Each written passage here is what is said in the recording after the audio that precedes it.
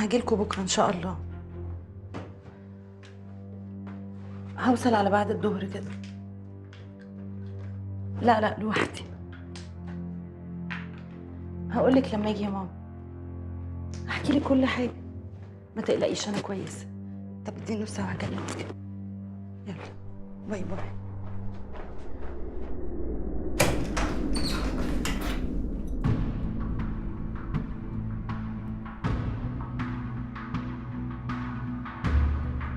زياد انا ماشيه.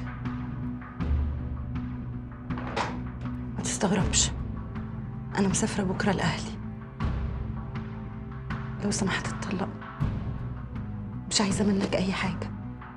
انا عايزاك تطلقني عشان ايه؟ عشان ايه؟ ما انت ما لقيتيش غير اقرب واحد ليا اسمك.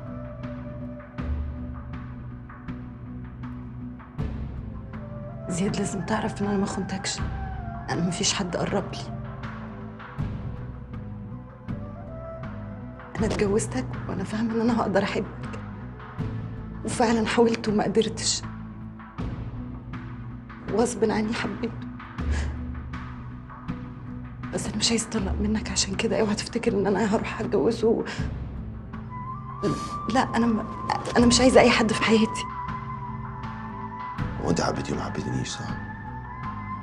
انت ليه ما حبيتنيش؟ هو انا ناقصني حاجه؟ لا لا لا. ها؟ طب انا قصرت معاكي في حاجه؟ كنت وحش معاكي؟ طب ليه؟ رد عليا. انا قصرت معاكي في حاجه؟ زياد، انت راجل محترم طيب. العيب فيا انا اسفه. سامحني. بجد انت اسفه؟ متشكره قوي. انت عارفه انت عملت فيا ايه؟ انت تبعتيني. في الموقف ده انا كان المفروض ان انا اروح اترمي في حضن كريم صاحبي اللي انت خنتيني معاه. طب انا دلوقتي اروح لمين؟ انا عايز اعرف اروح لمين دلوقتي. ردي عليا. اروح لمين؟ متخافيش.